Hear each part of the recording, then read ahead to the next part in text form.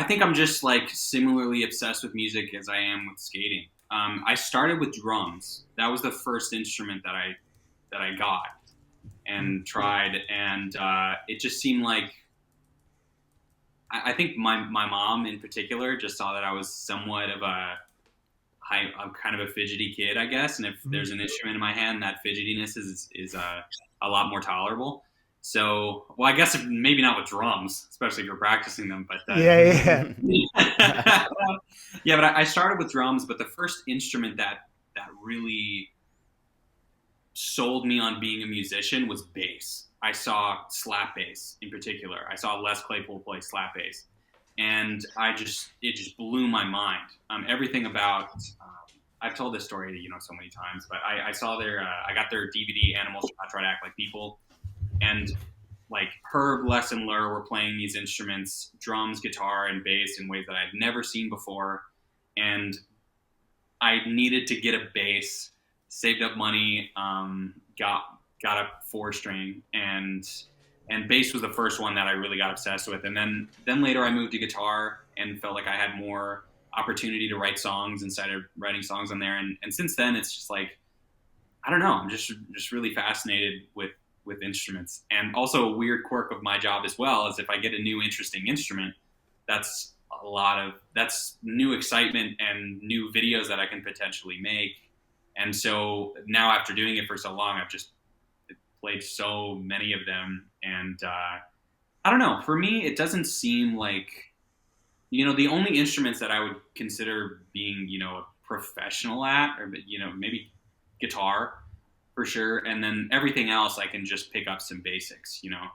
And I kind of just see them all as you're flexing the same musical muscles, or in a lot of cases, you're flexing the same physical muscles. And I don't really see, there's only 12 notes, and especially if you have a stringed instrument, like the physics of the string doesn't change when you go from guitar to banjo. Like if you pluck a string, you're gonna get a note, and then if you pluck a string exactly in the middle of it, you're going to get an octave. And that's just true everywhere. So I don't really see them being, I'm not an expert at anything other than the guitar, but I can transfer a lot of those same skills over to other instruments because I don't really see them as being that different. It's major scale is the same 7 notes, like you can move that to any instrument. makes So I guess sense. that's Okay. yeah. Yeah, Yeah. the last episode we did, I kind of touched on a coincidence, just touching on like the correlation between music and skating, because well, Fallon asked like our interests and hobbies and stuff like that, and they're both my interests as well. Drumming and skating are two of my main interests, and I was saying how I loved that they're both hobbies where you could constantly excel in. There's no end to it. You will never learn every single song, every genre of music. You will never get every trick down on every skate obstacle ever. And it's very suiting for people who like skating to like music. So it fits very well. And I like the relations you're making too. When you're saying these things about notes, I'm picturing it as skating too. It's like you could learn a soul grind, but like you learn it on the ledge, and then you learn it on a rail, then you learn it on a down ledge. It's like the same translation, same language, kind of. Yeah, like there's more similarities between those jumps than there are differences. If you go from banjo to guitar or go from coping to a ledge, still that soul grind is intact. And on that same thing that you were saying too, I think both of these hobbies are extremely creative. And something I really love about them both is that there's this physical challenge to it. Like even with guitar, like you can learn a new trick, and that unlocks a new sound that you can use in your music.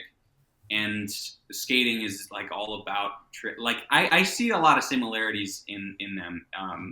They're both extremely, like, learning a new motor skill is just extremely it's just extremely fulfilling. And skating and guitar allows you to do skating, or just playing an instrument allows you to be able to do that and learn new motor skills, for lack of a better word. And they just come out with different outcomes almost. Like one you get music, and the other you get this like huge thrill of like grinding a handrail or whatever. They're both things that I really, really love, and I see a lot of similarities in them, or at least the value that I get from them both is fairly similar. Mm-hmm. Yeah, the That's value. that's a cool way to put it about just like learning a new motor skill because yeah, you can apply that in so many different areas and Yeah, like in skating, like when you unlock like a certain thing, you're like, oh, this is gonna open the door for this, Yeah. this, and that, and like the same like if you learn like something on a guitar or drums, and you're just like, oh, that, even on like a smaller level, like oh, that clicks. Okay, cool. Like I get that. You could make that and bring that over here. So yeah, that's really cool. yeah. Yeah. Um, There's just something so deeply innately satisfying to learning a new motor skill. Hmm. yeah, Have you ever definitely. have you ever like because I know you need your hands obviously to play guitar. Has that ever limited your skating for like injury purposes? I know a lot of people as adults were like, "Oh, we can't get hurt. I got to go to work." You're like, "I got to play guitar. I need my hands." And you need your feet. You got to play the drums or something like that. Like is Yeah, that in the back of your mind too when you're skating? definitely. That's a big, and around that same time when I had my last year at the skate park, and then I won Windy City Riot, and then I felt like, all right, now is my time. I've taken skating as far as I'm comfortable with taking it, as far as I think I could, and now I'm going to put my all into music. At that time, I decided, okay, I need to be more careful with my wrists, and I'm going to be just like the wrist guard guy, and I'm Hmm. going to constantly wear wrist guards. And I did that for a year, and then ended up just going back, particularly with my type of skating. I'm never really going that far out of my comfort zone, and I've been doing it for a really long time, so I feel really comfortable. And fortunately, I've never had any serious injury skating. A lot of that is just down to dumb luck, but I think another big part of it is through my approach to it, which is just stepping outside of your ability just a little bit, and then really learning those base skills so that everything you do is like nice and clean. And that's something that I would say to the students when I taught skate camp is to just, it's a lot cooler to land a simple trick with a ton of style than to just like huck yourself over a fence and hope you land it.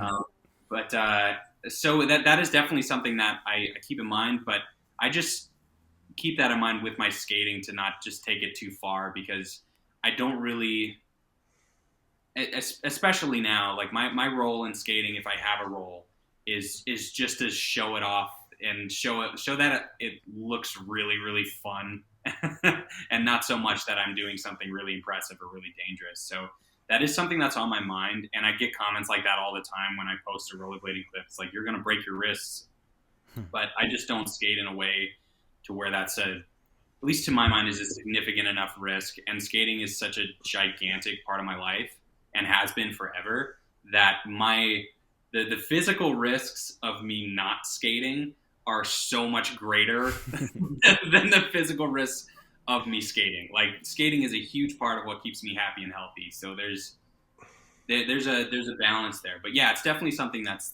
on my mind for sure. Wow, that's one of the best things I ever heard anybody say. The physical risks of me not skating are worse. Oh my god, for That is me, awesome. absolutely.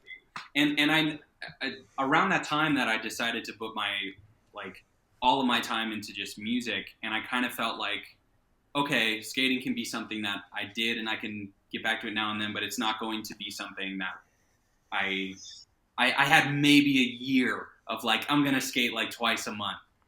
And dude, like, the older I get, I guess I'm on somewhat of a tangent, but like, when when I was young, I felt at some point skating is going to be behind me, and I'm just going to move on to other things. And I didn't have the full appreciation of everything that it was doing for me, and I didn't quite realize that until I went away from skating for a little bit. And it was only a little bit; it was maybe a year where I was skating like once a month.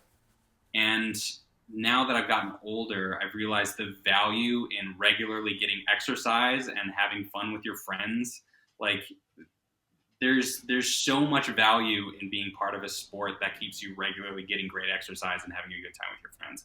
And not having that, like, that year, I remember talking to my wife, who was my girlfriend at the time, just like, man, it's so much easier to get me stressed out. It's so much easier to get me anxious, and I'm gaining a bunch of weight, and I'm like drinking more. Like, why don't I just go back to the skate park? Like, Right. um, so yeah, for me, absolutely, the risks of me not skating to my health are way higher than me potentially breaking my wrist.